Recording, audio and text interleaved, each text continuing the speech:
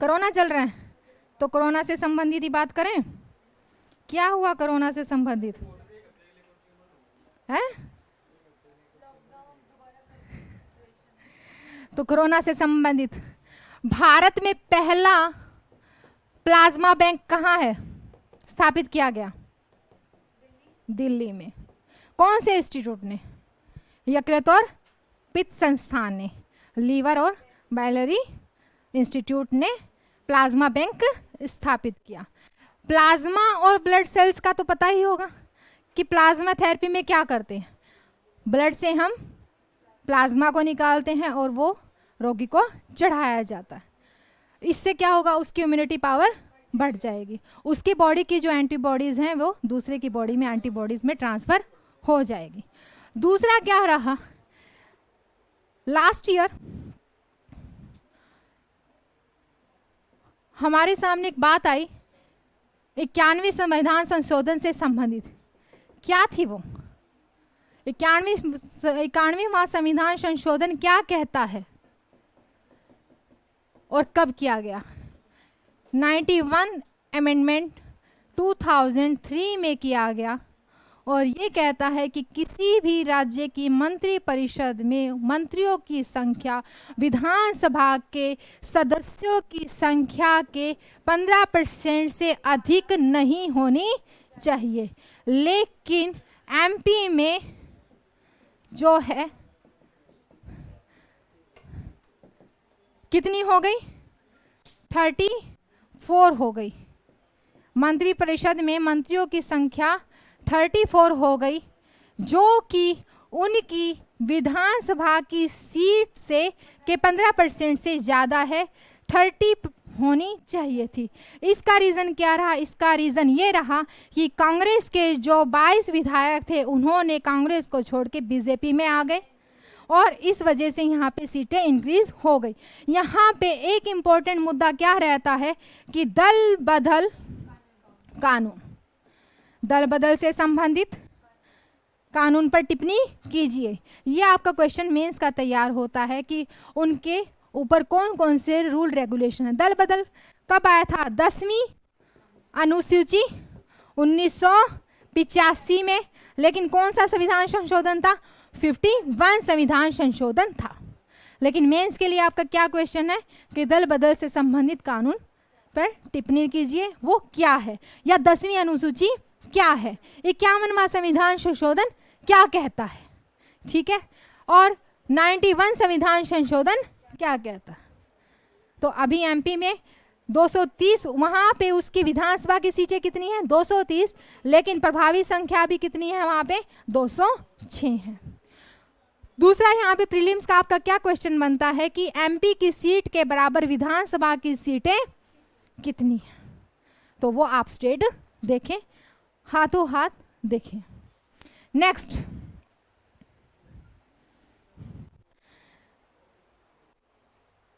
करण। क्या है करण? क्या है? गन्ने की प्रजाति है, इससे चीनी की मात्रा ज़्यादा निकलती है और यूपी में लास्ट ईयर और इस साल भी किसकी ही बुआई की जा रही है? गन्ने की। उन्होंने पारंपरिक खेती को छोड़ के गन्ने की कौन सी किस्म को अपना लिया है? करण को। नेक्स्ट है संतेक अभयारण्य। एटलस हो कल सबके पास। संतेक अभयारण्य ये भूटान में है और भूटान में ये कहाँ पे है? ये इंपॉर्टेंट है। भूटान में ये दक्षिण पूर्वी भूटान में है।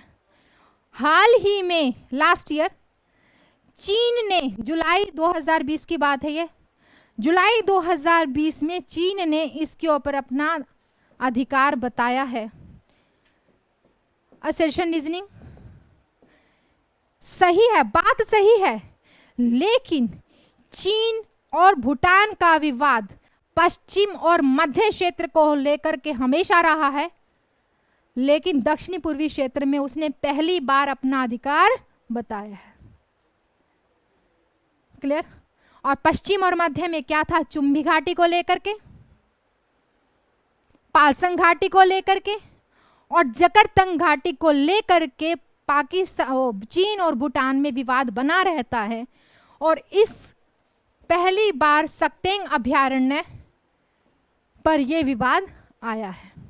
सक्तेंग अभयारण्य ही अरुणाचल प्रदेश और भूटान के बीच सीमा बनाता है। भूटान चीन के शिकायत के लिए भारतीय दूतावास में भारत में चीन के दूतावास में उसने ये शिकायत दर्ज की है। ठीक है, चलें आगे। और सक्तेंग अभयारण्य 2014 में यूनेस्को की सूची में सूचीबद्ध हो गया है। क्लियर? सक्तेंग अभयारण्य कहाँ है? अब भूटान कहेंगे, सीमा बनाता है भूटान कहेंगे, लेकिन भूटान में है ये, यूपीएससी लेवल पर दक्षिण पूर्वी क्षेत्र। मध्य और पश्चिमी क्षेत्र में कौन कौन सी घाटियां हैं जो चीन और भूटान के बीच में विवाद का कारण है? केयूके क्या है? केयूके क्या है? केवीके किसान विज्ञान केंद्र। किसान विज्ञान केंद्र और राष्ट्रीय कृषि अनुसंधान केंद्र में क्या फर्क है? किसान विज्ञान केंद्र होता है विश्वविद्यालय के स्तर पर और इनका काम है एजुकेशन से रिलेटेड रिसर्च करना और स्थानीय पद्धति जो होती है उसके ऊपर प्रैक्टिकल वर्क करना। तो विश्वविद्यालय है, क्या काम है? रिसर्च करना और प्रैक्टिकल वर्क करना, कृषि से संबंधित अनुसंधान करना और स्थानीय कृषि से संबंधित व्यवहारिक ट्रेनिंग देना या कार्य करना, ये कृषि विज्ञान का काम है। और कृषि विज्ञान केंद्र किसके अंदर काम करता है? राष्ट्रीय कृषि विज्ञान के अंतर्गत कार्य करता है और राष्ट्रीय कृषि विज्ञान केंद्र के अंतर्गत इसको 100% की छूट है। सारा खर्चा कौन उठाता है? राष्ट्रीय कृषि विज्ञान केंद्र। ये चीजें क्यों हाईलाइट रही? क्योंकि अभी किसान मुद्दे चल रहे हैं। आपके हरियाणा में कहाँ है? ठीक है, आगे है किसान, जो चांसलर होगा वो किसान रथ। ये 100% इससे आते तो कृषि मंत्री, जो पर्यावरण कृषि मंत्री होते हैं, राष्ट्रीय कृषि मंत्री होते हैं, वही इसके अध्यक्ष होंगे। राष्ट्रीय किसान रथ नहीं, किसान रथ क्या है? किसान रथ नाम से क्या लग रहा है? हैं? हाँ, किसान रथ एक मोबाइल ऐप है, नोट्स मिलेंगे। ये एक ऐप है और इस ऐप में क्या है कि राष्ट्रीय विज्ञान केंद्र ने तो बनाया है, राष्ट्रीय विज्ञान केंद्र ने इन्हें बनाया है और कृषि राष्ट्रीय कृषि सहकारिता मंत्रालय ने इसे लागू किया है। बनाया किसने है? विज्ञान केंद्र ने। कृषि सहकारिता मंत्रालय ने इसे लागू किया है। क्यों लागू किया है? किसानों को लॉकडाउन में घर से मंडी, मंडी से दूसरी मंडी, मतलब कि घर बैठे ही उन्हें मंडियों की सारा रिपोर्ट मिले, जिससे उनकी परिवहन लागत कम हो। घर से मंडी के व्यवसाय का पूरा ब्यौरा उन्हें मिल जाए। क्लियर? किसान रथ मोबाइल ऐप है। नेक्स्ट, धनवंतरी। क्या होगा धनवंतरी? मैं अभी कॉन्सेप्ट पे गई नहीं, उसमें लंबी लाइन चल जाती ना। धनवंतरी क्या है? कौन था धनवंतरी? चंद्रगुप्त विक्रमादित्य के राज दरबार में थे। आयुर्वेद से संबंधित है। लेकिन अहमदाबाद ने 4 जुलाई को ये एक वैन शुरू की, लेकिन ये वैन सिर्फ ज़रूरत की ही दवाइयों को पहुंचाती थी, कोविड की दवाइयों को नहीं, क्योंकि कोविड की दवाई तो उस टाइम बनी ही नहीं थी। कोविड से संबंधित कोई भी उपचारात्मक व्यवस्था नहीं पहुंचाती थी। लेकिन इस वैन में क्या था, इस वैन में एक डॉक्टर थे, एक होम्योपैथी औषधि के डॉक्टर थे, एक तो डॉक्टर थे, एक औषधि के डॉक्टर थे, एक सहायक है और एक नर्स है। कौन कौन है? चिकित्सक है, औषध चिकित्सक है, एक चिकित्सक सहायक है, एक उसका अटेंडेंट है और एक नर्स है। क्लियर? Next, elements. क्या है एलिमेंट्स? क्या लग रहा है सुनने में? ये सब पार्ट्स लग रहे हैं। पार्ट्स मतलब कुछ इलेक्ट्रॉनिक से ही होगा। ये एलिमेंट भारत का पहला स्वदेशी ऐप है। जो आप व्हाट्सएप यूज करते हो, वीडियो कॉलिंग करते हो, चैटिंग करते हो, भारत ने अभी आर्ट ऑफ लिविंग, भारत के आत्मनिर्भर अभियान के तहत आर्ट ऑफ लिविंग ने इस ऐप को बनाया है। ये पहला स्वदेशी ऐप है और ये ऐप अपने आप में सुपर ऐप है। इसमें आप chatting, video calling, e commerce, e trading सब इसमें कर सकते हो। इसमें ये पूर्ण तरीके से भारतीय है, आत्मनिर्भर अभियान के तहत शुरुआत है। दूसरी बात, इसमें यूजर्स का डाटा बिना यूजर्स की परमिशन के लीक नहीं होता। Clear? Next, winter grade.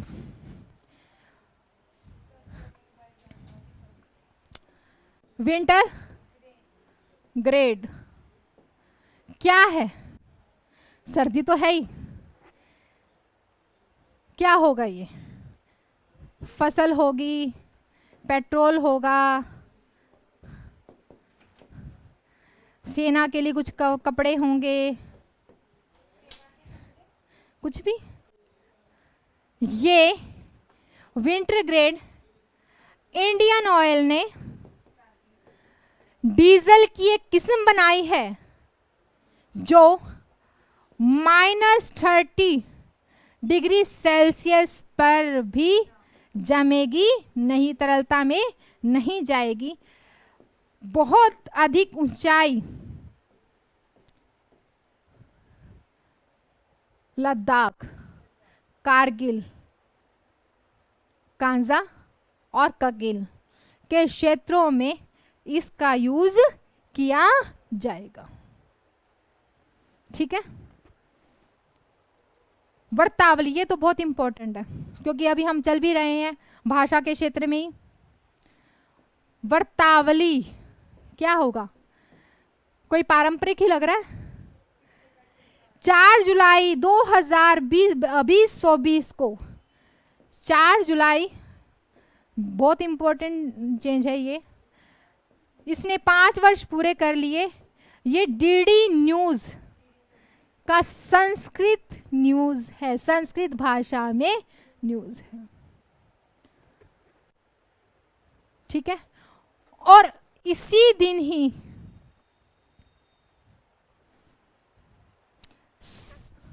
Second है संस्कृत साप्ताहिकी।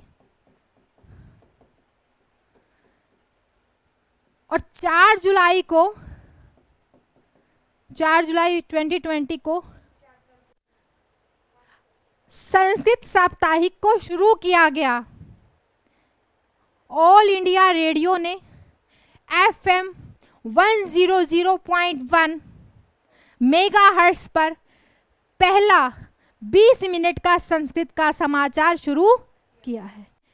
All India radio FM 100.0 megahertz पर 20 मिनट का समाचार संस्कृत भाषा में शुरू किया है। ये क्या है? आपका संस्कृत साप्ताहिकी। ये डेली होता है, सप्ताह में नहीं होता। क्लियर? नेक्स्ट है जरदौरी। क्या होता है जरदौरी?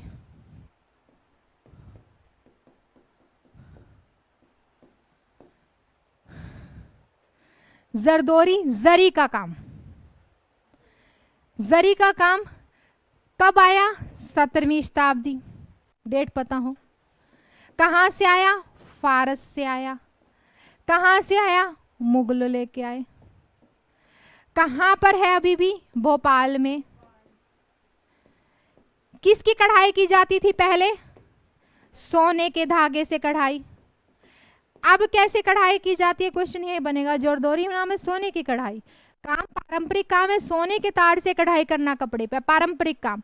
लेकिन अब जो काम होता है वो रेशम का धागा, तांबे का तार और चांदी, तांबे के तार के ऊपर चांदी का पानी, तो ये काम होता है। लेकिन ये अभी भी जीवित कहाँ पे है? भोपाल में। लेकिन भौगोलिक संकेतक के लिए, ज्योग्राफिकल इंडेक्स के लिए किसके नाम से रजिस्टर्ड हुआ है? लखनऊ। जरदौरी का भौगोलिक संकेतक किसने बनाया? लखनऊ में। लेकिन अभी भी ये कला कहाँ पे है? भोपाल में। ठीक है।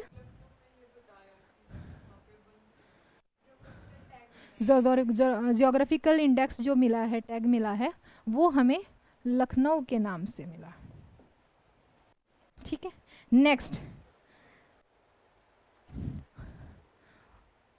पुलिस क्या रहा है पीछे? मेंस का क्वेश्चन आ रहा है। पिछले साल का जो भी घटनाक्रम था पुलिस के संगठन से संबंधित था कि क्या क्या उसमें खामियां रही, कहाँ सुधार होना चाहिए और क्या पहले सुधार जो हुए हैं उनके बारे में हमें जानकारी हो। क्वेश्चन मेंस का बन भी रहा है कि पुलिस प्रशासन की कमियों को उजागर करते हुए उनके प्रशासन में सुधारात्मक दृष्टिकोण को बताएं। ठीक है। यहां पर ये मामला आखिर बना क्यों है पुलिस संगठन से संबंधित? कि अभी प्रकाश प्रकरण एक केस था जो कि यूपी में जेल में थे और उनकी यूपी में जेल में ही डेथ हो गई। तो क्वेश्चन बनता है कि प्रकाश प्रकरण केस किससे संबंधित है? पुलिस प्रशासन के संबंधित। दूसरा, अभी एक एनकाउंटर भी हुआ था, किनका? विकास दुबे। तो इसके ऊपर भी सवाल उठे कि इसमें पुलिस प्रशासन की क्या भागीदारी थी, क्योंकि बहुत सारी चीजें हैं कि उन्होंने, अगर पुलिस प्रशासन ही अपनी सारी चीजें अपने हाथ में लेने लगेगी तो सुप्रीम कोर्ट ने इसके ऊपर टिप्पणी उठाई कि ऐसा क्यों हुआ। तीसरी बात,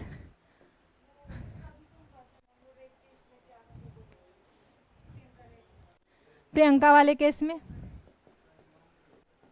तो यहां पर पुलिस संगठन, पुलिस के प्रशासन से संबंधित आपसे क्वेश्चन आ सकता है कि प्रकाश प्रकरण केस किससे संबंधित है? तो पुलिस प्रशासन से संबंधित है। ठीक है। तो पुलिस संगठन कौन कौन से हैं, कौन कौन सी कमेटियां बैठी है पुलिस के लिए? तो राष्ट्रीय पुलिस आयोग की स्थापना कब हुई? प्रीलिम्स के लिए क्या इंपॉर्टेंट है? राष्ट्रीय पुलिस आयोग की स्थापना कब हुई? 1977 में। कहां पर? कोलकाता में। कौन कौन सी समितियां बैठी भविष्य में, पहले भूतकाल में, पास्ट में कौन कौन सी समितियां बैठ चुकी हैं पुलिस के प्रशासन को लेकर के? रोब्रो समिति, पुलिस के प्रशासन से संबंधित 1988 में। मलिनाथ समिति 2003 में, अपराधी षड्यंत्र के संबंधित, और पद्म भूषण स्मृति सन 2000 में पुलिस प्रशासन में सुधार के लिए। रॉबरा स्मृति भी पुलिस प्रशासन में सुधार के लिए। मालिना स्मृति 2003 में अपराधी षड्यंत्र के लिए। पद्मनाथ स्मृति भी पुलिस प्रशासन में सुधार के लिए। यहाँ पे प्रीलिम्स के लिए हमारा ही इतना ही होगा। लेकिन यहाँ से बनता है मेंस का क्वेश्चन। मेंस का क्वेश्चन क्या कहता है कि पुलिस प्रशासन में सुधार के लिए या पुलिस प्रशासन के कार्य के लिए सुप्रीम कोर्ट ने कहाँ कहाँ आपत्ति दिखाई। नेक्स्ट है नंताज। कहाँ है ये नाताज? एटलस हो है, निकालो, बिना एटलस के होगा ही नहीं क्वेश्चन।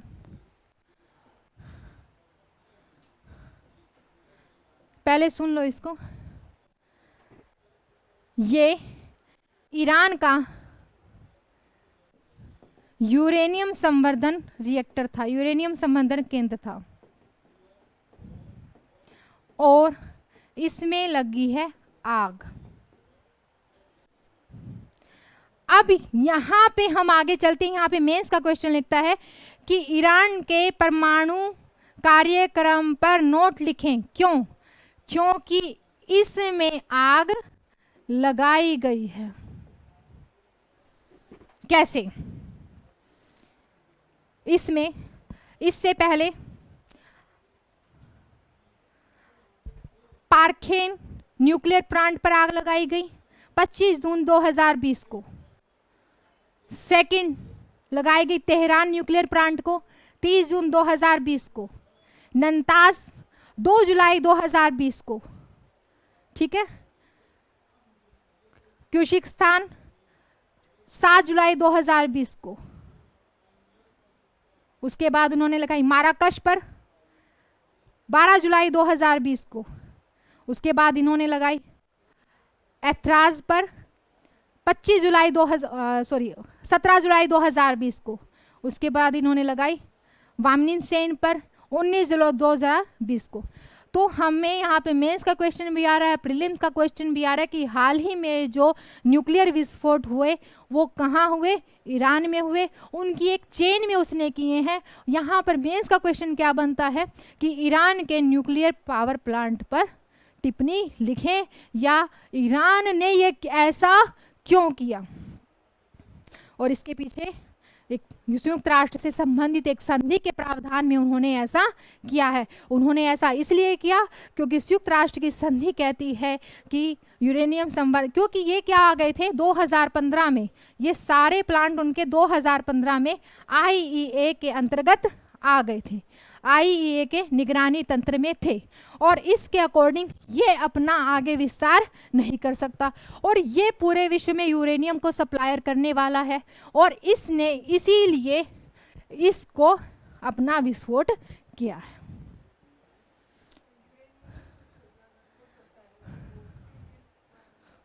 हाँ, तो यहाँ पे यूनाइटेड नेशन के परिप्रेक्ष्य में हम इसको देखेंगे, इन्होंने यूनाइटेड नेशन की संधि का विरोध क्यों किया। ठीक है, चलें आगे। तो नातांज क्या है? ईरान का यूरेनियम संबंधित शहर है। आपको पूरी लिस्ट नोट में मिल जाएगी, कौन कौन सी डेट को इन्होंने कहाँ कहाँ किया, उसको एटलस में देख लेना। नेक्स्ट है ब्यूबोनिक।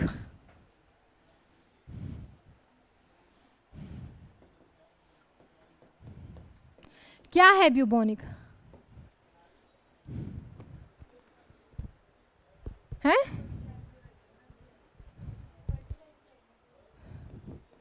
ब्यूबोनिक है चीन में आया प्लेग से संबंधित मामला। ब्यूबोनिक विषाणु है जिससे क्या होगा? प्लेग। ब्यूबोनिक का मामला कब आया? 2 जुलाई को। कहाँ आया? चीन में। किससे संबंधित है? प्लेग से संबंधित है। प्लेग किससे होता है? यूरोलिका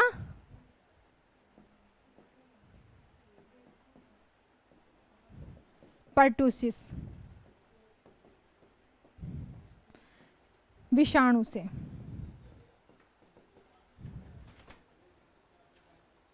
ये विषाणु कितने प्रकार का है? ब्यूबोनिक प्रकार का, न्यूमेटिक प्रकार का और सेप्टिमेटिक। तो प्लेग से इस बार क्वेश्चन आ सकता है कि प्लेग किससे होता है। प्लेग के कितने प्रकार है? ब्यूबोनिक प्रकार है, न्यूमेटिक प्रकार है, सेप्टिमेटिक प्रकार है। सन 2000 जुलाई 2000 में ये मामला फिर से आया है। भारत में जो 1897 में प्लेग फैली थी वो कौन से प्रकार की थी? ब्यूबोनिक प्रकार की। ब्यूबोनिक प्रकार की प्लेग या प्लेग किससे फैलती है? कैसे टाइप के जानवर होते हैं जिनसे प्लेग फैलती है? छोटे कृदंत जो दांतों से काटते हैं, जैसे चूहा, चूहे टाइप का। और कौन हो गया? खरगोश। और कौन हो गया? गिलहरी। तो कृदंत, हाँ 1920 में, 1897 में। और वो कौन सा टाइप था? ब्यूबोनिक। ये चूहों या कृदंत या पिस्सुओं के द्वारा मनुष्य में आती है। अभी कोरोना जो आया है वो किस जानवर के हमें मिलते हैं? चमगादड़। तो ये क्वेश्चन आ सकता है क्योंकि अभी हाल ही में 2 जुलाई को ब्यूबोनिक करके फिर से महामारी फैल गई है। नेक्स्ट, और ये महामारी कैसी है? सांस से फैलती है। इसमें वो हमने जब सुना था कि 6 फीट की दूरी, वो 6 फीट की दूरी भी कामगार नहीं है, ये बहुत तेजी से फैलती है। और इसमें क्या होगा? इसमें कोविड तो थोड़ा टाइम दे देता है, ये टाइम नहीं देता। इसमें आपकी आंतें फेल हो जाती हैं, आपका किडनी फेल हो जाता है, तुरंत फेल होता है, 2 से 3 दिन में ही डेथ हो जाती है। अभी हमारे सामने ये केसेस भी आए थे। क्लियर? तो कौन सा है? वो ब्यूबोनिक है, न्यूमोटिक है और सेप्टिक है। लेकिन केस किससे संबंधित था? ब्यूबोनिक से था। और भारत में अभी तक जो भी प्लेग के मामले आए हैं वो कौन से हैं? ब्यूबोनिक है। नेक्स्ट, हाँ नीमू। चलें आगे। क्या है नीमू? क्या है नीमू? अभी डिबेट वाले क्वेश्चन में मैं जा नहीं रही हूं। क्या लग रहा है नींबू नाम से सुन के? लद्दाख। ये लद्दाख में है। हमारी सेना का ब्रिगेडियर का हेडक्वार्टर भी है, ब्रिगेडियर भी है यहाँ पे। तीसरा, नीमू से, नीमू में ही तो हम सड़क बना रहे हैं। कौन बनाना है? BRO। तीसरा, नीमू। अब हम अगर नीमू में ये तीनों चीज हो रही है, हम सड़क बना रहे हैं। सड़क कहां से कहां तक बन रही है? पदम से, पदम से नींबू के बीच में सड़क बनाई जा रही है। कौन सी नदी के किनारे है ये? जास्कर नदी के किनारे। नीमू कौन सी 2 नदियों के बीच का संगम है? सिंधु और जास्कर नदी का संगम कहां होता है? नींबू में, लद्दाख में, नीमू में। ये हम इसकी ज्योग्राफिकल कंडीशन देख रहे हैं। नीमू में और क्या है? नीमू बागचा में हमने बिजली संयंत्र भी लगाया है। ठीक है। नीमू लद्दाख के दक्षिण पूर्व में है और नीमू में ही बिछाई गई सड़क पर चीन का विरोध कर रहा है। ठीक है। तो नीमू क्या है? लद्दाख में है। यहाँ पे हमारी सेना का क्वार्टर है और हम यहाँ पर के सड़क बना रहे हैं। सड़क कहाँ से कहाँ तक है? जास्कर नदी के पदम से लेकर के नीमू तक सड़क बनाई जा रही है। और नीमू में क्या है? नीमू में हमने कौन सी बिजली लगाई है? नीमू बागचा जल विद्युत। यहाँ पे कौन सी विद्युत लगेगी? जल विद्युत लग जाएगी। जल विद्युत परियोजना लग जाएगी। ठीक है। आगे इसमें करेंगे हम, चलो गरीब कल्याण को उठाते हैं। गरीब कल्याण योजना क्या है? ये योजना, हाँ क्या रहा? ये तो बहुत हाईलाइट रहा है, पूरे नवंबर तक हाईलाइट रहा। हाँ ठीक है, आप लोग खाने के लिए। लेकिन ये योजना प्रधानमंत्री गरीब कल्याण योजना के नाम से है। दिसंबर 2016 में इसको शुरू किया गया था।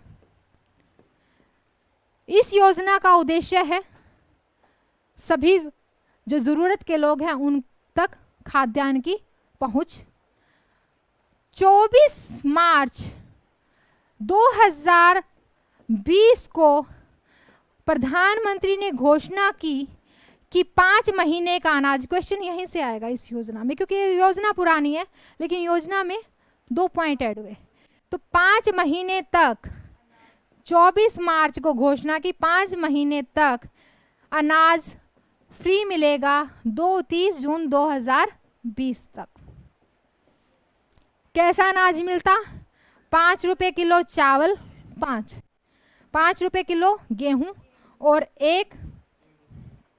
5 रुपए नहीं, 5 किलो चावल, वो तो खाद्यान्न आ गया, 5 किलो गेहूं और 1 किलो चना दाल।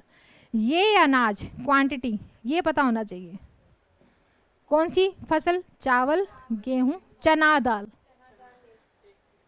कि 24 मार्च से लेकर के 30 जून तक इतना अनाज गरीबों को दिया जाएगा। लेकिन कौन से? जो अंत्योदय योजना वाले हैं, ठीक है, कौन से? और जो कौन सी योजना वाले? अंत्योदय योजना वाले, और जो सार्वजनिक वितरण प्रणाली वाले हैं, और जो गरीबी रेखा से नीचे। इन सबको हमने मर्ज कर दिया गया। इसी योजना में सार्वजनिक वितरण प्रणाली जो आई, वो इसी योजना में क्यों आई? हमने क्या किया? एक राशन, एक कार्ड, एक देश।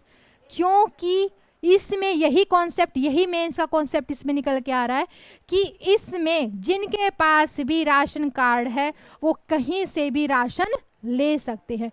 तो सार्वजनिक वितरण प्रणाली, एक देश एक कार्ड, किस योजना का पार्ट है? गरीब कल्याण योजना। कब आया? ये 30 जून तक थी, लेकिन 30 जून के बाद इसे 30 नवंबर तक इसे बढ़ा दिया गया था। क्लियर? इसमें कितने हजार परिवारों को कवर किया गया? 80 करोड़ परिवारों को कवर किया गया। और ये विश्व की सबसे बड़ी योजना थी आज तक में, जिसमें भारतीय खाद्य निगम द्वारा फ्री अनाज प्रोवाइड किया गया था। 90,000 करोड़ सरकार का इसमें खर्च हुआ, पूरी तरीके से केंद्र द्वारा पोषित योजना। क्लियर? यहां से जो क्वेश्चन निकलेगा मेंस का, वो निकलेगा सार्वजनिक वितरण प्रणाली क्या है। जो क्वेश्चन हम पढ़ रहे हैं कि एक देश एक कार्ड, एक देश एक कार्ड हम कर सकते हैं, लेकिन बात यहाँ पे है कि इसमें कितनी चुनौतियां हैं। क्या इसका प्रभाव पड़ेगा? क्या ऐसा करने से कालाबाजारी बढ़ेगी? क्या ऐसा करने से बिचौलिए बढ़ेंगे? क्या ऐसा बढ़ेंगे? चीजों पर नकारात्मक प्रभाव पड़ेगा। तो इस पर अभी डिबेट चल रहा है, इस पर अभी बातें चल रही हैं कि इसको किया जाए तो इसकी पारदर्शिता कैसे बनी रहे। क्लियर?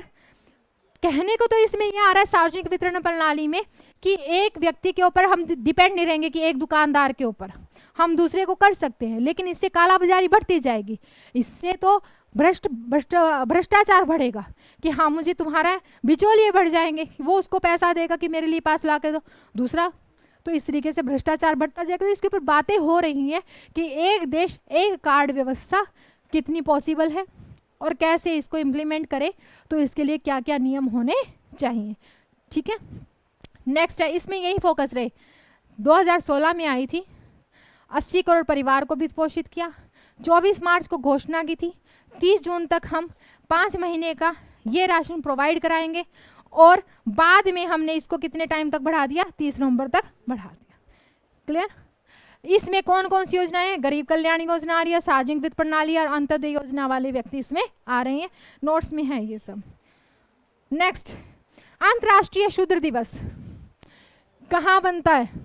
हमने कहा अंतर्राष्ट्रीय शूद्र दिवस है, लेकिन ये बनाया क्यों शूद्र ग्रहण दिवस? शूद्र ग्रहण दिवस और फिर कह दिया अंतर्राष्ट्रीय। 30 जून को बनता है। 30 जून को क्यों बनता है? कि 30 जून 1908 को रूस में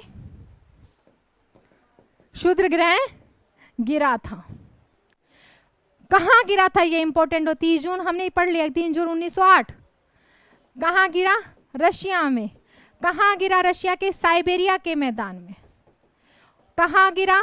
कौन सी नदी के किनारे? तुंगसुका नदी के किनारे ये गिरा था। और 30 जून को हमने अंतर्राष्ट्रीय शूद्र दिवस बनाया था। तुंगसुका नदी देखनी है, कहाँ से निकलती है, कहाँ गिरती है, ये सब देखना है। नेक्स्ट, G4 क्या है? G4 एक तो ग्रुप ही हो जाता है ये।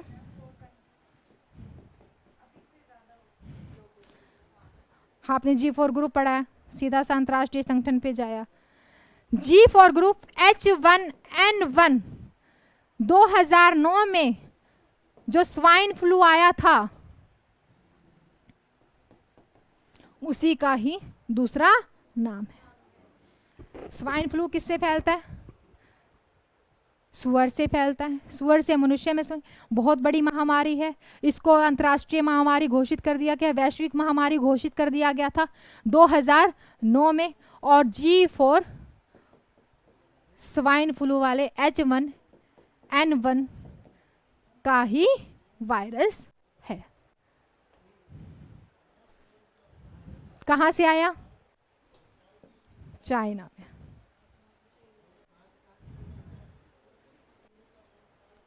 नवेली, नेवेली क्या है? नवेली कहाँ है? नेवेली इंडिया में। कहाँ पे? तमिलनाडु में। क्या कारण हुआ यहाँ पे? अभी में एक बॉयलर तो मेरा आंध्र प्रदेश में फटी थी, एक गैस तो एक भोपाल का हुआ चुका त्रासदी, और एक क्या हुई हमारी तमिलनाडु में। ये क्या है? National lignite corporation limited, national lignite corporation limited India. अब इसमें इंडिया नाम आ गया है, पहले ये NLC थी, लेकिन अब यहाँ पे क्या आता है? इंडिया लिमिटेड में बॉयलर फटना गया था। कब फटा था? 4 जुलाई 2020 को नेवेली में बॉयलर फटा था। IIT मद्रास, क्या क्या IIT मद्रास ने? तुम तो पढ़ने वाले हो बच्चे। क्या क्या?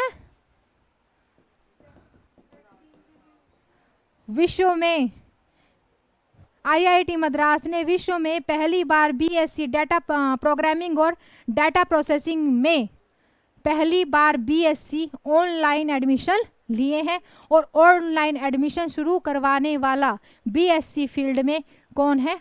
IIT मद्रास है। नेक्स्ट है हुल दिवस। क्या है हुल? पढ़ा भी था, मॉडर्न इंडिया पढ़ के हट चुके हो हैं?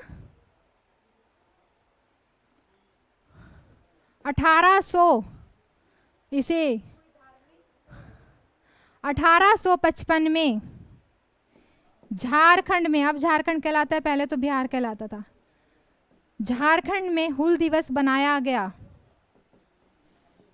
कितनी तारीख को? 30 जून को हुल दिवस बनाया गया। क्या है हुल दिवस? हुल आंदोलन की शुरुआत सिद्धू और कान्हो ने की थी 1855 में, और सिद्धू और कान्हो की इस लड़ाई को पहली आज़ादी की लड़ाई माना जाता है। हुल दिवस बिहार और झारखंड में बनाया जाता है। किसकी याद में? सिद्धू कान्हो की याद में। लेकिन ये दिवस इस बार सेलिब्रेट नहीं कर पाए, इसलिए खबरों में आ गया। कोरोना की वजह से इसका सेलिब्रेशन नहीं हो पाया, इस वजह से ये। क्लियर? चलें आगे। नेक्स्ट, विवेक देबरॉय स्मृति। किससे संबंधित है?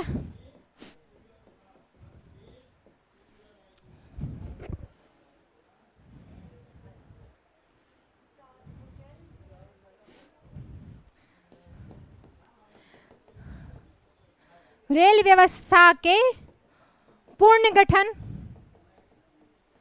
उसकी प्रशासनिक व्यवस्था के सुधार से संबंधित है।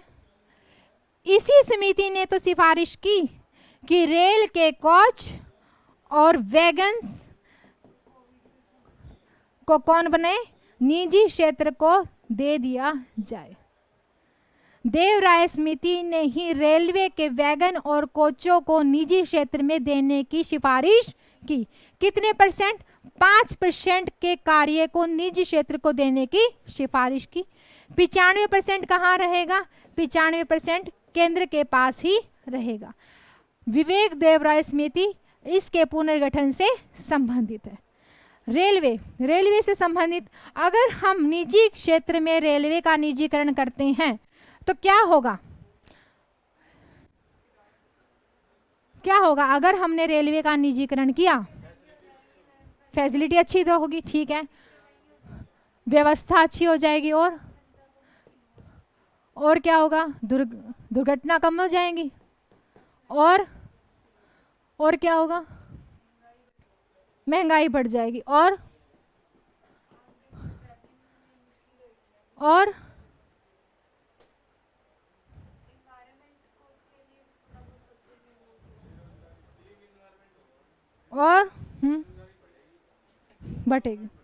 बढ़ेगी और बढ़ेगी बेरोजगारी। पहली बात, प्राइवेट सेक्टर आ जाने से रेलवे में यद्यपि ढांचागत सुधार, रेलवे के डब्बे अच्छे हो जाएंगे, आपको सारी फैसिलिटी मिलेगी स्टेशन से, ढांचागत सुधार अच्छा हो जाएगा, ठीक है, लेकिन उसके साथ परेशानियां क्या क्या आएंगी? क्योंकि यहाँ पे मेंस का क्वेश्चन है। देवराय समिति किससे संबंधित है? रेलवे के पुनर्गठन से संबंधित है। इन्होंने 5% रेलवे के वैगन और कोचों को बनाने का निजी क्षेत्र में सिफारिश की है, लेकिन यहाँ पे क्वेश्चन निकल के आ रहा है मेंस का, क्या होगा? सिर्फ ढांचागत व्यवस्था, इकोनॉमिक लैंग्वेज में हम ढांचागत व्यवस्था ही बोलेंगे, ढांचागत व्यवस्था बहुत अच्छी हो जाएगी, स्वच्छता होगी, लेकिन रेलवे का अगर हम निजीकरण किया तो ये व्यवस्था वहीं पे होगी जहां पर प्राइवेट सेक्टर को अपना लाभ दिखेगा। जहां पर उनको लाभ नहीं दिखेगा वहां पे ये व्यवस्था नहीं होगी। मेघालय में तो हमने अब ट्रेन चलाई है, भारतीय ट्रेन, जब इसका सारा कार्यभार केंद्र सरकार के पास था तो उन्होंने पूरे देश को जोड़ दिया, लेकिन अगर हमने इसका निजीकरण किया तो कि कुछ ही स्टेशन पर ये फैसिलिटी उपलब्ध होगी। तीसरा, रेलवे में आज जो हमने बिना पक्षपात के हमारा टिकट फिक्स है, कोई भी जाए जिस भी टिकट को लेगा उसको वही श्रेणी का टिकट उसी किराए में मिलेगा बिना भेदभाव के, लेकिन किराया इतना महंगा हो जाएगा जिसे आम आदमी की पहुंच से बाहर हो जाएगा। समाज की जो अर्थव्यवस्था का ताना बाना है वो बिगड़ जाएगा। रेलवे में एक तो निजीकरण में क्या है कि जवाबदेही नहीं होती, यहाँ पर एक काम दूसरा काम, क्योंकि काम सबके पास बटे होते हैं लेकिन कोई भी एक बात के लिए जवाब नहीं देता। कभी भी देख लो, किसी भी प्राइवेट सेक्टर में आप जाओगे, नहीं आप उनसे पूछना, नहीं आप उनसे पूछना, पारदर्शिता नहीं होती, ये हमें अपना पूरा डाटा नहीं देंगे। रेलवे का अगर हमने निजीकरण किया तो विदेशी कंपनियां भी आकर के इसमें पार्टिसिपेट कर सकती हैं। तीसरी बात यहाँ पे क्या आती है कि भारत की जो अर्थव्यवस्था है वो डगमगा जाएगी।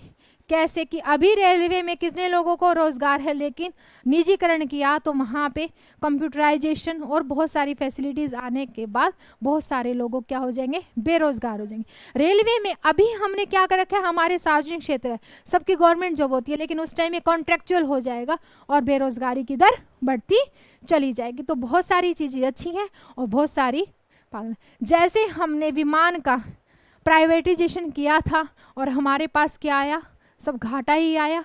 इसलिए रेलवे का प्राइवेटाइजेशन, निजीकरण करना अर्थव्यवस्था के लिए इतना उपयुक्त निर्णय नहीं है। इसके ऊपर सरकार की अभी बातें चल रही है, ये पूरी तरीके से लागू नहीं किया गया है।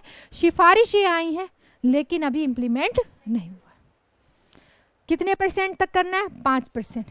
किस क्षेत्र में करना है? वैगन और कोचों में। देवराय समिति ने इसकी अनुशंसा की थी। चलें आगे। ओंगावांगो, कल एटलस हो सबके पास, इसमें एटलस देखेंगे तो होगा नहीं। हाँ जी, क्या है ओंगावांगो?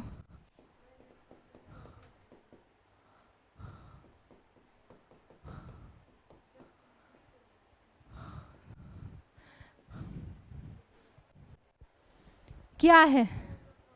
पहले तो बोत्सवाना में है। बोत्सवाना में डेल्टा है ये, और यहां पर बोत्सवाना में विश्व के सबसे ज्यादा हाथी अगर हमें मिलते हैं तो कहाँ मिलते हैं? बोत्सवाना में। जुलाई में अचानक से यहाँ पे सैकड़ों हाथियों की मौत हो गई। ओंगावांगा एक अभयारण्य भी है, ओंगावांगा डेल्टा है।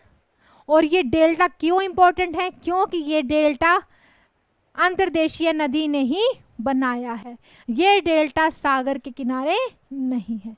बोत्सवाना में ओंगावांगो डेल्टा है, ओंगावांगो अभयारण्य है, बोत्सवाना में है। यहाँ पर सैकड़ों 300 हाथी अचानक से ही मर गए थे, उसकी पुष्टि अभी तक नहीं हो पाई है, इसीलिए ये हाईलाइट रहा।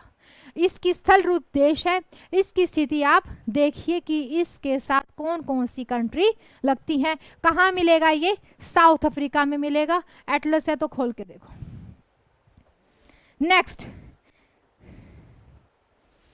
Central zoo authority, CZA। क्या है सेंट्रल जू अथॉरिटी? ये किसने खोला है?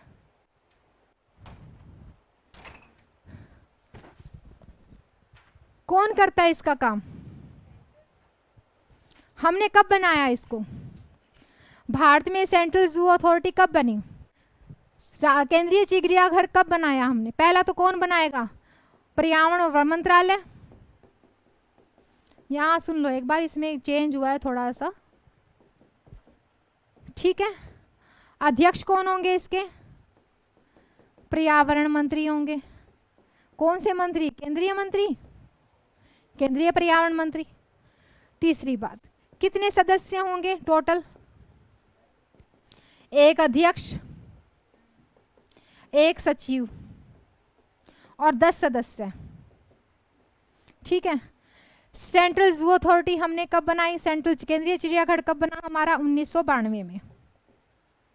अभी हमारे देश में कितने चिड़ियाघर हैं? 347। मैं क्या कहना चाह रही हूँ वो सुन लो। हमने सेंट्रल चिड़ियाघर का पुनर्गठन किया है,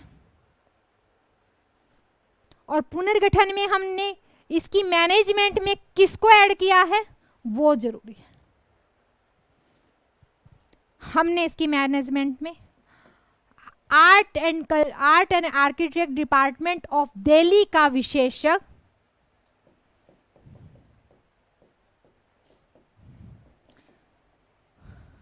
और आर्ट एंड आर्किटेक्ट डिपार्टमेंट के दिल्ली में ही एक विशेषज्ञ, एक स्पेशलिस्ट। किस फील्ड का स्पेशलिस्ट? आणविक स्पेशलिस्ट।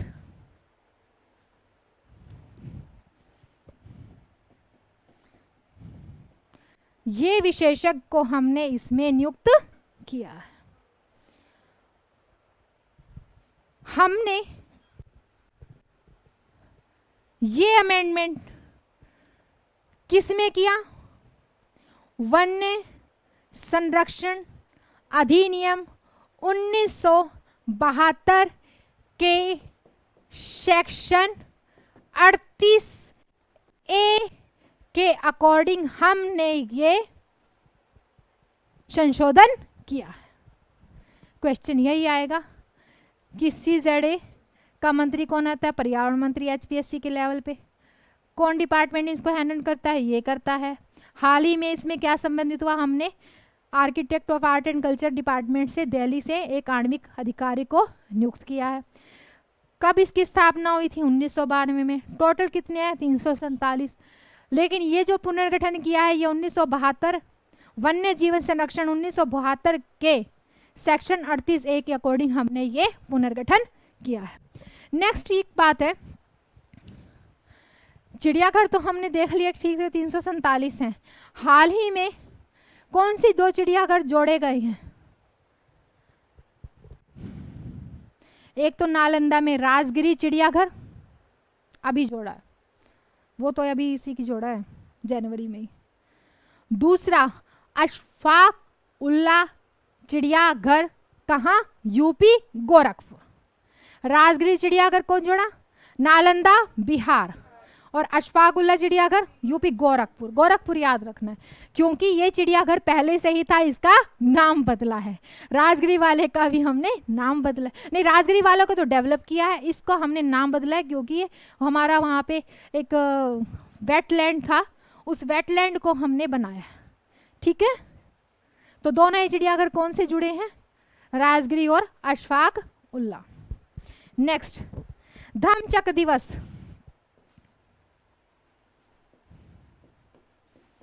क्या होगा, इसका मतलब, और कब बनेगा? ये हिस्ट्री वाला क्वेश्चन है ये।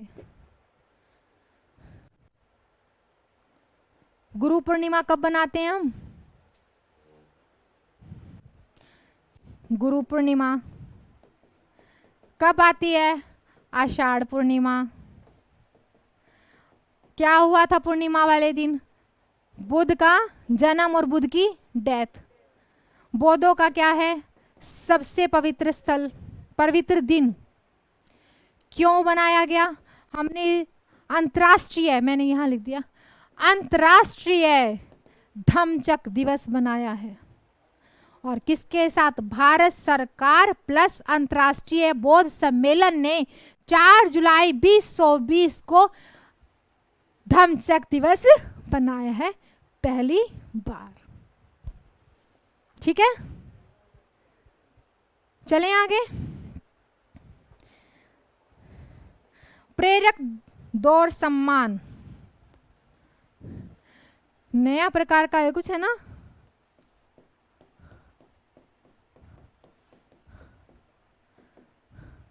क्या है ये? प्रेरक दौर सम्मान क्या है? पढ़े हो करंट?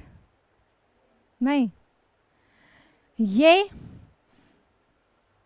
जुलाई नहीं अगस्त में 2020 में पर्यावरण में स्वच्छता से संबंधित नए प्रकार के पुरस्कार को हमने डेवलप किया है। दिया किसी को नहीं है, अभी बना है। ठीक है, जिस नगर की जैसी व्यवस्था होगी उसको वैसा देंगे। ये शहरी स्वच्छता, स्वच्छता के क्षेत्र में नया पुरस्कार स्थापित किया है। कहाँ कैसे दिया जाएगा? क्या होगी इसकी टर्मिनोलॉजीज? जो शहर सबसे सुंदर, अब जैसे फर्स्ट सेकंड थर्ड को हम देते हैं, फर्स्ट वाले को ट्रॉफी, सेकंड वाले को मेडल, थर्ड को ये, तो ऐसे ही हमने इसको वर्गीकृत किया है। कैसे?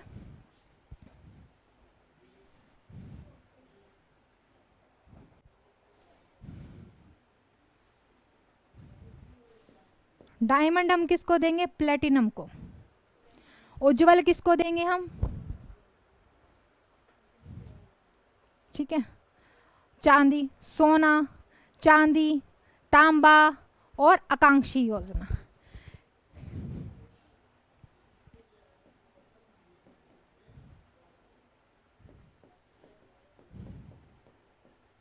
प्लेटिनम तक का पुरस्कार नंबर 1 श्रेणी को,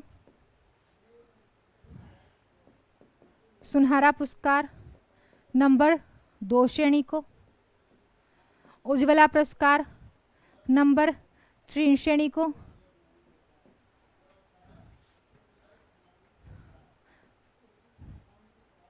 रजत नहीं, सुनहरा, उदित, उदित प्रकाश नंबर 5 श्रेणी को, 4 श्रेणी को, और नंबर 5 पे आकांक्षी पुरस्कार। ये पुरस्कारों का सीक्वेंस है, जिसके सबसे प्लेटिनम तो सबसे लंबी था, सबसे महंगी धातु, जिसका सबसे पहला नंबर है प्लेटिनम, दूसरे नंबर को सुनहरा, तीसरे नंबर को उज्जवल, चौथे तांबे वाले को उदित, और जो कोशिश कर रहे हैं उनको आकांक्षी।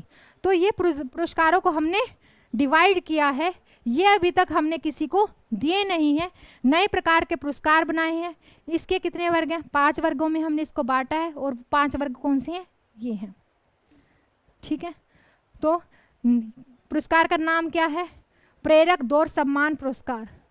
कौन सा पुरस्कार इनसे संबंधित नहीं है, या कौन सा पुरस्कार प्रेरक दौर से संबंधित है? क्वेश्चन आने का चांस है, क्योंकि यह भी डेवलप किया है हमने, और शहरों की स्वच्छता से संबंधित पुरस्कार है। नेक्स्ट निमू कर लिया हमने, IIT मद्रास, जी गरीब कल्याण, वर्ल्ड कस्टम, इनसाइट किया, LRO किया, कगुया किया, नहीं 91। LRO क्या है?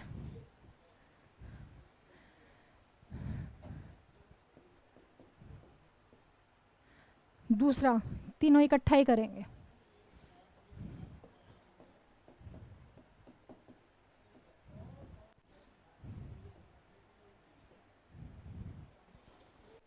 ठीक है, LRO नासा का, तीनों इकट्ठा करेंगे।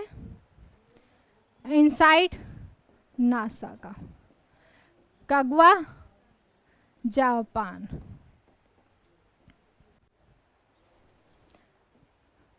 इनसाइट को हमने भेजा मंगल पर, कब? 2018।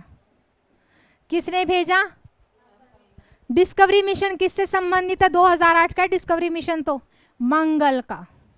डिस्कवरी मिशन नासा का है, लेकिन किस ग्रह से संबंधित है? मंगल से। और इनसाइट मिशन नासा का है, किस ग्रह का है? मंगल का। मंगल ग्रह पर इन्होंने अभी अपनी रिपोर्ट भेजी है, किस बात के लिए? इन्होंने मंगल के भूकंप की जो तरंगे थी उनका कलेक्शन करके हमें डाटा भेजा है। मंगल की भूकंप का तरंगों को जो डाटा हमारे पास आया, उससे हमें किसमें सहायता मिली है कि जो भी चट्टानी ग्रह हैं दूसरे और पृथ्वी, भूकंप की तरंगों के डाटा के आधार पर हम दूसरे ग्रहों के आंतरिक स्थिति और पृथ्वी की आंतरिक स्थिति को अच्छे से जान पाएंगे। तो इनसाइट कहाँ है? मंगल है, और उसने किसका अध्ययन भेजा है? भूकंप के तरंगों का। ठीक है, कैसा होगा ये? एक रोबोटिक यान है जो मंगल की सतह पर घूम रहा है और आंकड़े इकट्ठे कर रहा है। चलें आगे।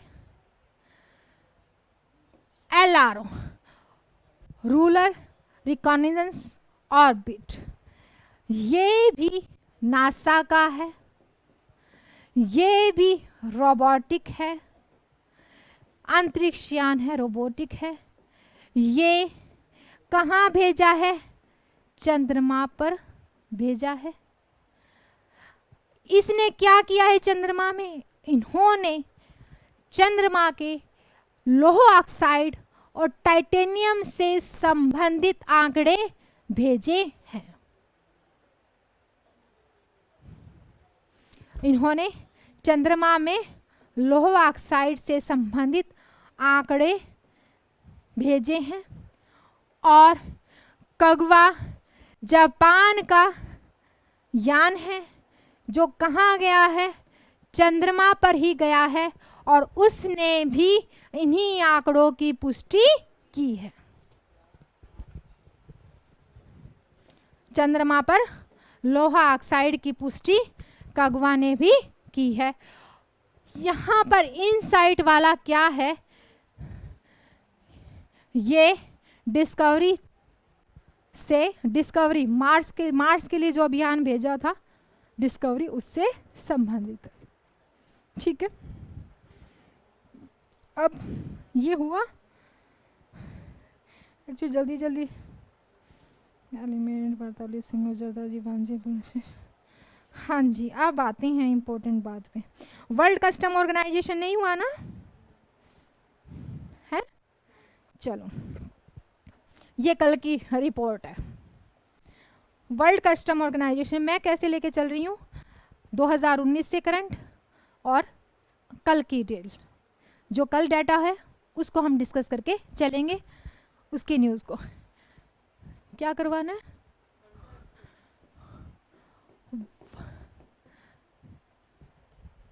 वर्ल्ड इकोनॉमिक फोरम क्या है ये?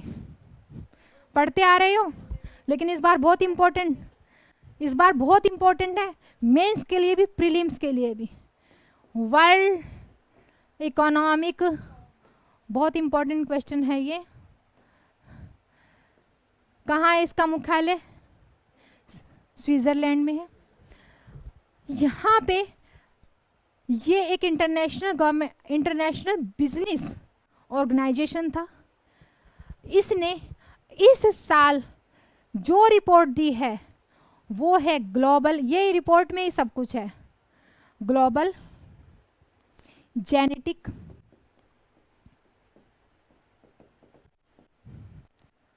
Gap report. ये रिपोर्ट इसने WEF ने पहली बार 2006 में बनाई थी।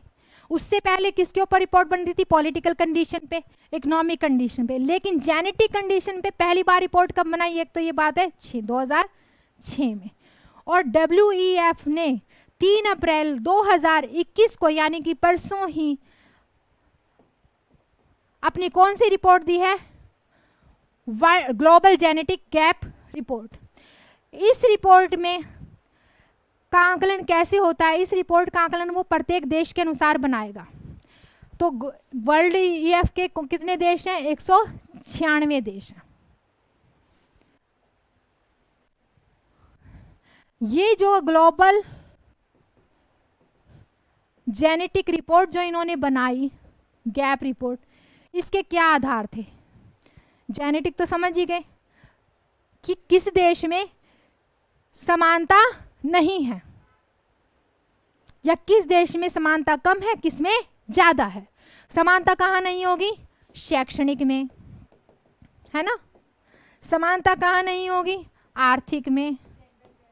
समानता कहाँ? अभी इसी को ही डिटेल लेंगे बेटा, ये है ना मेंस का क्वेश्चन भी और प्रीलिम्स में तो आंकड़ा आना ही है। और समानता कहाँ नहीं होगी? स्वास्थ्य में और जीवन रक्षा। तो वर्ल्ड इकोनॉमिक फोरम जो भी रिपोर्ट देता है वो किस घटक के आधार पर देता है? इन 4 घटकों के आधार पर देता है। इस बार जो उनकी रिपोर्ट आई है वो ग्लोबल जेनेटिक गैप है। इस ग्लोबल जेनेटिक गैप में भारत की स्थिति बहुत खराब है। पूरे रिपोर्ट में समग्रता में देखें तो हम 28 घटक नीचे आ गए।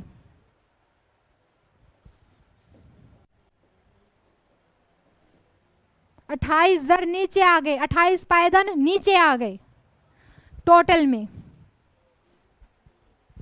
शैक्षणिक क्षेत्र में हमारा डाटा वर्ल्ड वाइड क्या रहा? 114 नंबर पे है हम, अभी इसको डिस्कस करेंगे। आर्थिक स्तर में क्या होता है कि स्त्री पुरुष बराबर बराबर कितना कमा रहे हैं। तो आर्थिक स्तर में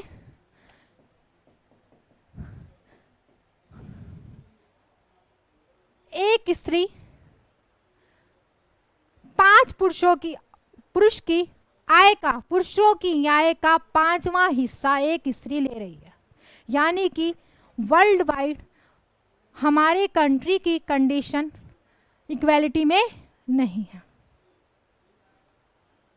यहाँ पे औरतें पुरुषों की तुलना में बहुत काम कर रही हैं। तो कितना परसेंट है हमारा आर्थिक स्थिति में? 134वां नंबर है हमारा आर्थिक स्थिति में। राजनीति में हमारी कितनी बार प्रधानमंत्री बनी है? पॉलिटिक्स में कितनी लेडीज हैं? यानी कि हमारी आज स्थिति देखो कितनी कम है, 141वें नंबर पर हैं हम।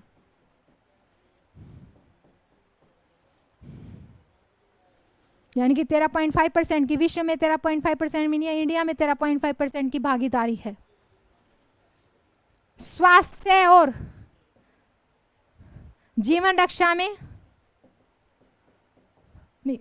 इसमें 71% है, स्वास्थ्य और जीवन रक्षा में 141% है। हर यहां पर एक नंबर जिसका होगा उसकी स्थिति सर्वोच्च है, अच्छी है। जैसे जैसे नंबर बढ़ते जाएंगे स्थिति क्या होती जाएगी?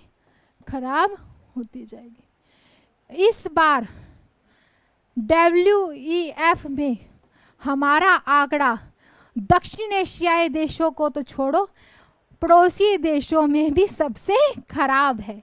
बांग्लादेश WEF की रिपोर्ट में 64वें नंबर पर है। कौन से क्षेत्र में? राजनीति में।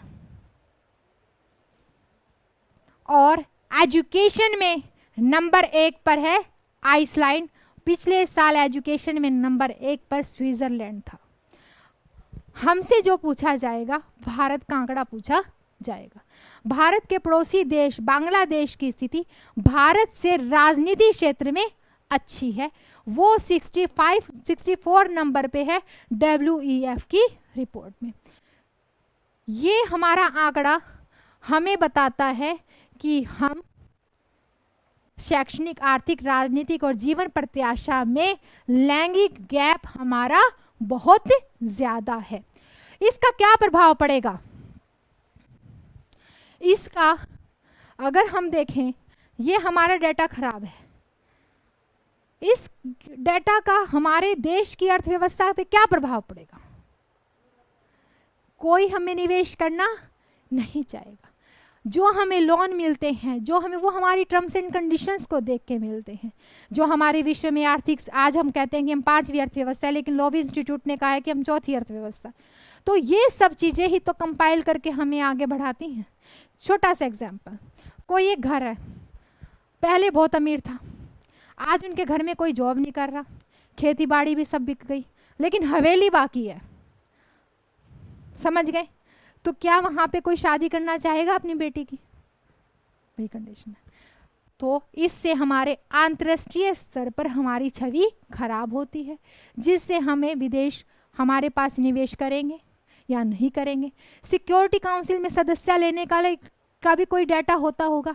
कैसे हम अपनी बात रखें, कैसे हम विश्व के वैश्विक मंचों पर अपने जाएं, उनकी सदस्य लेने के लिए ये आंकड़ा पैरेलल होना ज़रूरी है।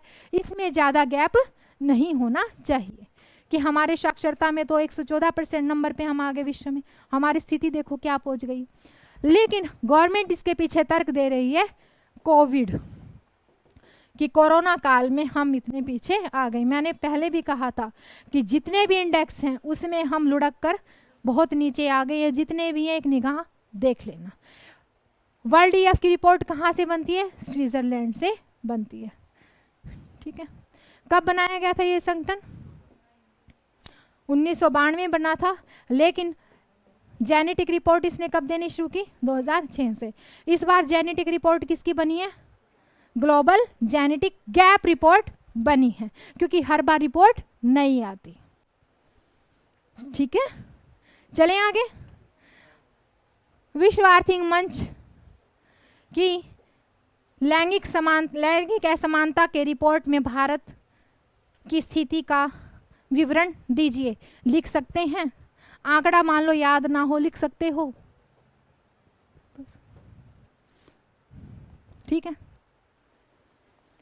नेक्स्ट होगा world custom organisation. World custom organisation, WCF, इसको तो हम बाद में देखेंगे, WCO, पहले तो ये देखेंगे आया क्यों, क्योंकि अभी तक तो हमने पढ़े नहीं। कितने टाइम से करंट पढ़ते आ रहे हैं सब, 2 साल में नाम आया नहीं, इम्पोर्टेंट है। क्यों? क्योंकि भारत ने, परसों की न्यूज़, 1 अप्रैल 2021 को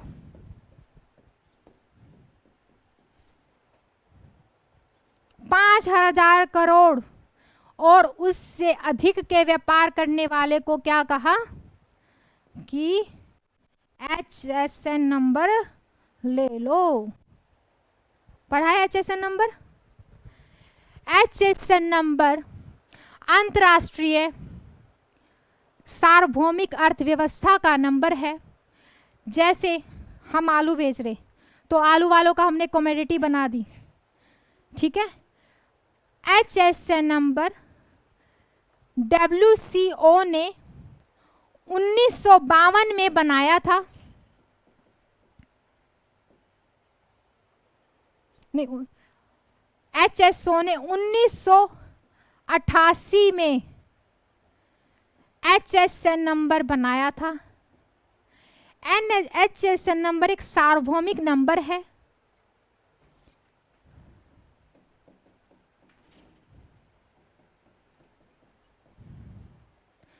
सार्वभौमिक आर्थिक नंबर है।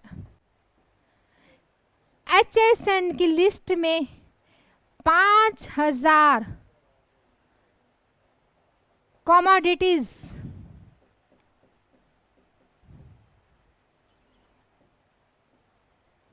कमोडिटी समझ गए कि जैसे हम तेल के व्यापारी हैं तो हम सबको एक नंबर मिलेगा, ठीक है। उसके पहले के 2 अंक तेल वालों के ही होंगे, बीच के 2 अंक देश से संबंधित हो, ठीक है।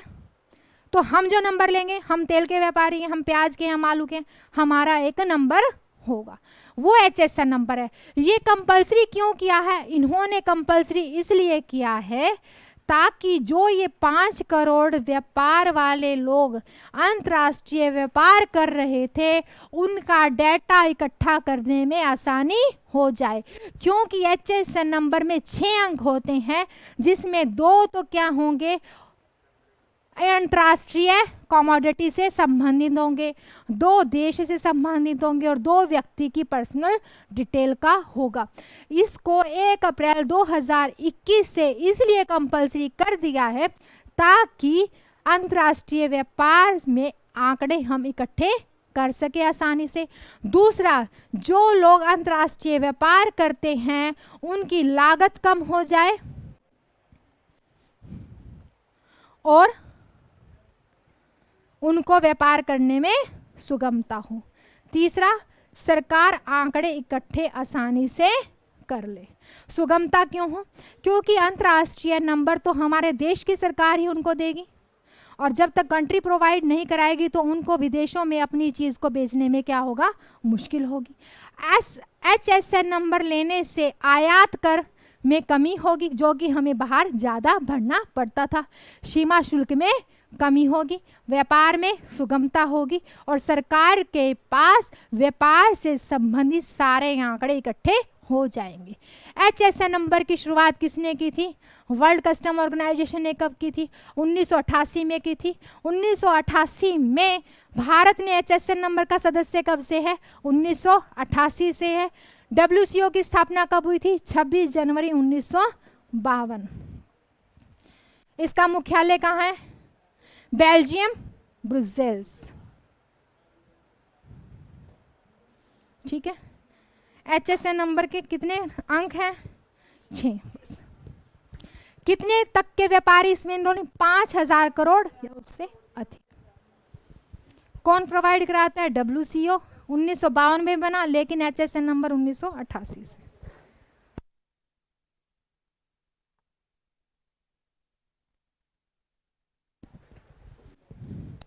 कल से इसी में एनरोल कर दूंगी। चलें आगे। ये नमामि गंगे हमने तो बहुत सुना है, क्या है नमामि गंगे? है गंगा सफाई अभियान। कैसा सफाई, पहले इसी पे बात कर लेते हैं।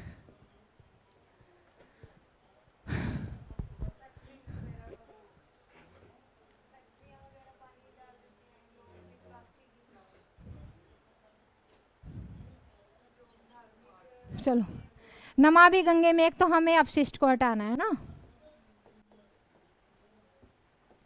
2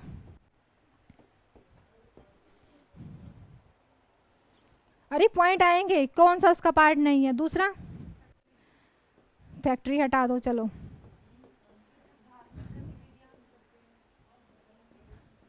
तल की सफाई,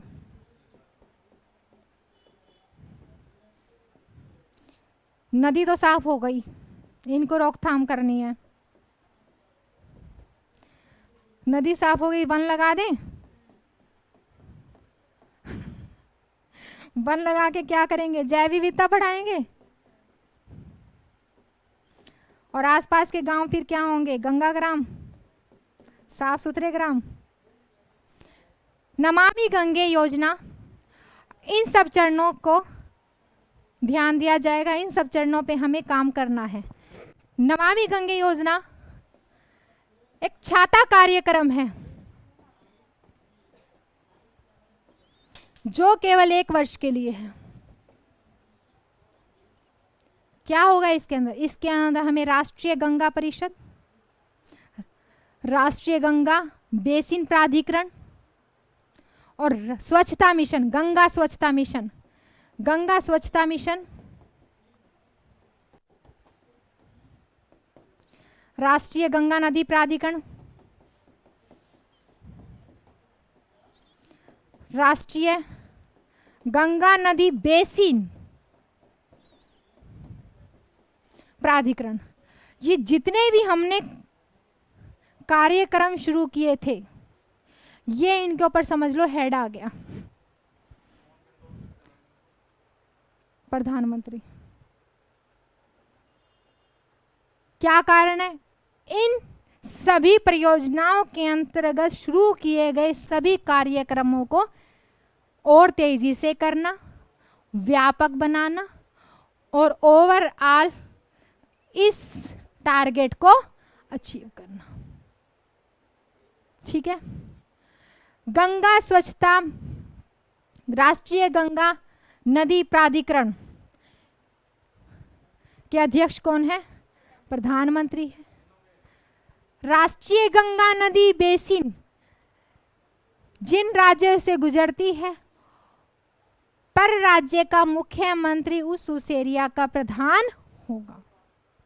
यही डिफरेंस था, यही बताना था।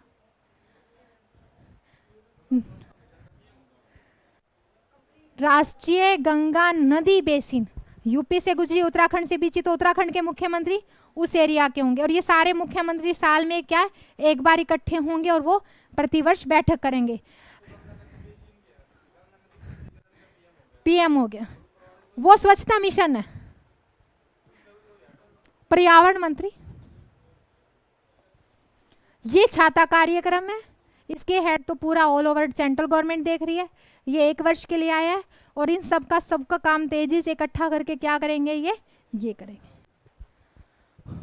ठीक है। अभी अमेरिका ने हमें क्या किया है?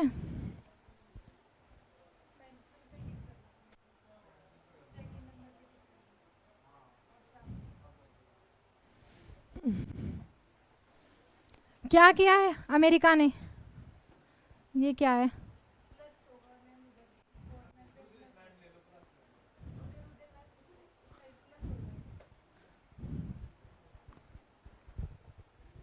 अमेरिका ने हमें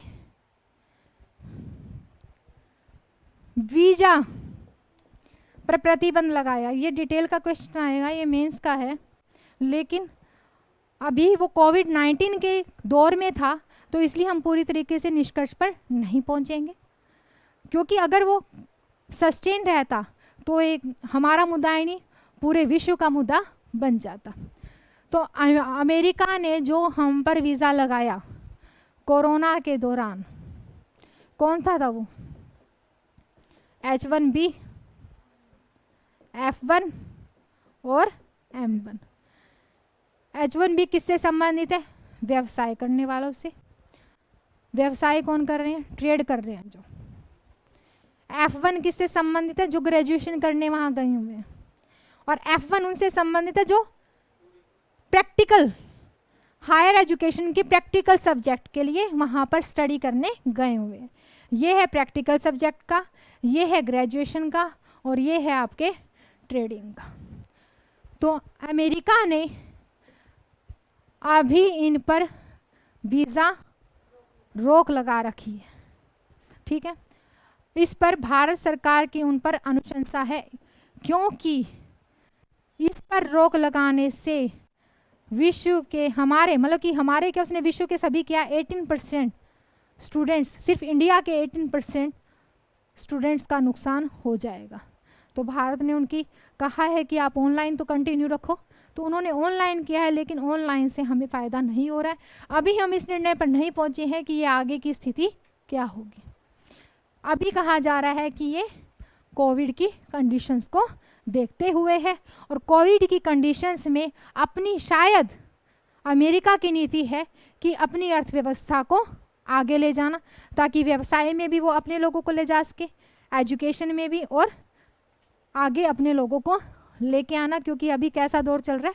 आर्थिक मंदी का दौर चल रहा है। इस वजह से उसने ये वीजा प्रतिबंध किए हैं। क्वेश्चन ये आएगा F1 किससे संबंधित है, M1 किससे संबंधित है, H1 वीजा किससे संबंधित है। और अभी तक तो हमने चीन जाना बंद किया है ना, चीन वालों ने हमारा प्रतिबंध नहीं लगाया। तो ये क्वेश्चन नहीं,